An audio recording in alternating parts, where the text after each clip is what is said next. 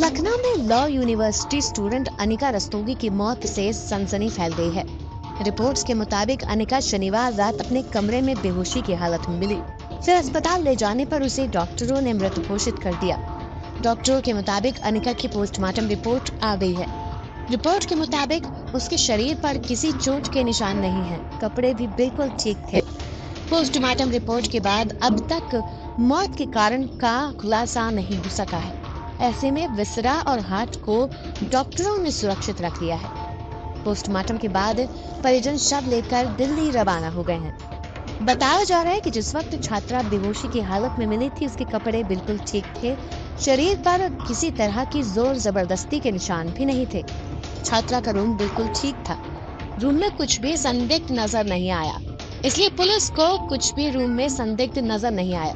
सूत्रों की माने तो छात्रा अनिका रस्तोगी को पहले से ही मेडिकल प्रॉब्लम्स थी। बताया जा रहा है कि अनिका हार्ट की पेशेंट थी, इसका ऑपरेशन भी हो चुका था, दवाइयां चल रही थी।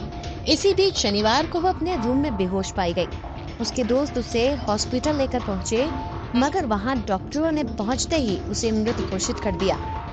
बताया जा रहा है कि अनिका LLB 3rd ईयर की छात्रा थी, जिसकी उम्र महज 19 साल बताई जा रही है। गौरतलब हो कि अनिका रस्तोगी के पिता IPS संतोष रस्तोगी हैं, जो दिल्ली में NIA के IG पद पर तैनात हैं। उनकी बेटी अनिका शनिवार 31 अगस्त की रात अपने कमरे में गई।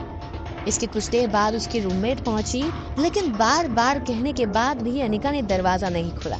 इसके बाद हॉस्टल की छात्राओं ने काफी देर तक आवाज लगाई और दरवाजा खोलने को कहा, मगर अंदर से कोई रिस्पांस नहीं आया। जिसके बाद वार्डन को शक हुआ तो उसने कमरे का दरवाजा तोड़ने को कहा।